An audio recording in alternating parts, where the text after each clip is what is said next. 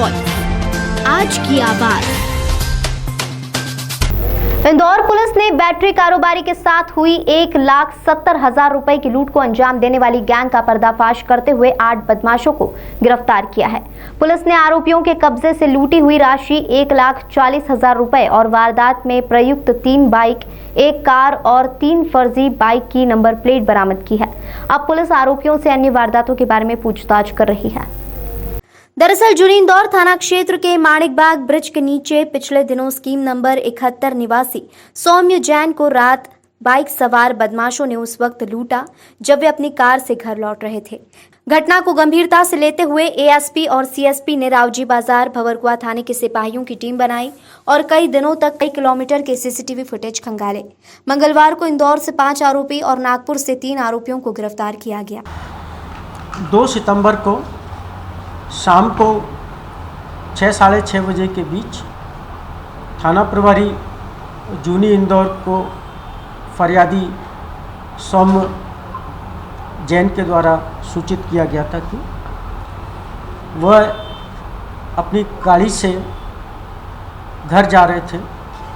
रास्ते में एक मोटरसाइकिल पर 2 लोगों ने आकर उसको रोका और बोला कि आपने पीछे एक्सीडेंट कर दिया है, आप उसका इलाज कराइए। फरियादी सौम्य ने बताया कि मैंने कोई एक्सीडेंट नहीं किया और वो आगे बढ़ा। इतनी देर में 2 अन्य मोटरसाइकिल से 4 लोग और आ गए और उन्होंने उसको घेर लिया। उससे कहा नहीं, तुमने ज़बरदस्ती एक्सीडेंट किया, उसके पैसे दो, इलाज कराओ। और इस बात पर उससे विवाद करने लगे और उन्हीं में से एक अपराधी ने उसकी गाड़ी का कार का कांच तोड़कर उसमें रखे 1,70,000 रुपये लेकर भाग गया। इस प्रकार से एक्सीडेंट के नाम पर पहले भी कुछ वारदातें सामने आई हैं। उसके बाद 4 तारीख को भी लगभग इसी से मिलती जुलती घटना थाना चंदन नगर क्षेत्र में हुई।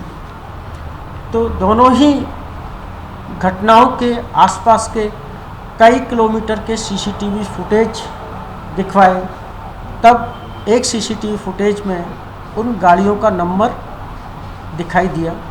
जब उन नंबरों के साथ आगे उनको फॉलो किया तो वो उज्जैन तरफ जाने पता लगा।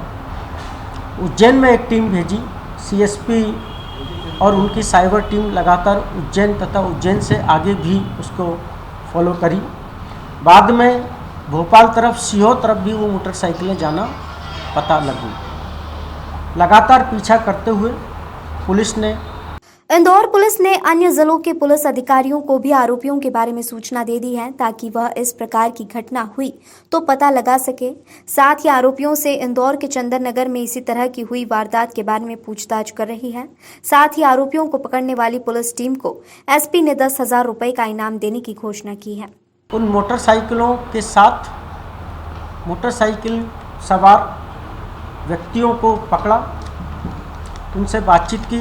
कार को पता लगा कि उनके साथ में एक कार भी जा रही है। तो उस कार को, जब उस कार के बारे में पता लगा तो कार को फॉलो किया और कार को फॉलो करने के बाद कार को पकड़ा और उसमें बैठे हुए 5 लोगों से जब पुलिस ने पूछताछ की और जो घटना में, उस दिन की घटना में, 2 सितंबर की घटना में जो पैसे उससे छीने गए थे या लूटे गए थे, उस घटना में शामिल लोगों के हुलिये उस कार में बैठे लोगों से मिले तो उनको थाने पर लाकर पूछताछ की गई। लगातार हमारे एडिशनल एसपी, सीएसपी और थाना प्रभारी जूनी श्री भदौरिया तथा उनकी टीम ने उनसे पूछताछ की। पूछताछ पर उन्होंने ये स्वीकार किया कि वो कुल 8 लोग हैं और 8 लोग में 5 लोग इस कार में बैठ के, आर्टिगा उनके पास कार थी, वो नागपुर तरफ जा रहे थे। उससे पहले उनके साथ के 3 लोग मोटरसाइकिल लेकर नागपुर तरफ चले गए हैं और वो मूलतः गुजरात के हैं और इसी प्रकार से वो पूरे आसपास के प्रदेशों में इस प्रकार की घटनाएं करते हैं। जिस प्रदेश में वो जाते हैं उस प्रदेश की मोटरसाइकिलों के नंबर वो फर्जी नंबर लगा लेते हैं। उनसे 3 फर्जी नंबर प्लेट भी मिली हैं। उसके आधार पर प्रकरण में अग्रिम धाराएं बढ़ाई जा रही हैं। अभी तक थाना जूनी की लूट के जो 1,70,000 रुपये थे, उसमें 1,40,000 रुपये आरोपियां से बरामद हो गए हैं। एक अर्टिगा कार जो वो इस्तेमाल करके भाग रहे थे, वो पुलिस ने बरामद की है। 3 मोटरसाइकिलें नागपुर के पास से, जहां एक अस्पताल की पार्किंग में उन्होंने रखी थी, वहां से 3 अन्य आरोपियों को पुलिस ने गिरफ्तार किया है। अभी तक इस लूटपाट ज़बरदस्ती के प्रकरण में पुलिस 8 आरोपियों को, 3 मोटरसाइकिलों को तथा 1 अर्टिगा कार को भी जब्त कर चुकी है। चंदन नगर में हुई घटना में भी इन आरोपियों से पूछताछ की जा रही है। इसके अतिरिक्त हमारे द्वारा पुलिस अधीक्षक उज्जैन को भी सूचना दी गई है। अगर वहाँ भी इस बात की संभावना है, आशंका है कि वहाँ भी उन्होंने इस प्रकार की घटना की हो, क्योंकि ये मध्य प्रदेश में रतलाम के बाद उज्जैन से फिर इंदौर आए और वापस उज्जैन के रास्ते जा रहे थे। रतलाम में भी इस प्रकार की कोई घटना सामने आ सकती है। पुलिस अधीक्षक रतलाम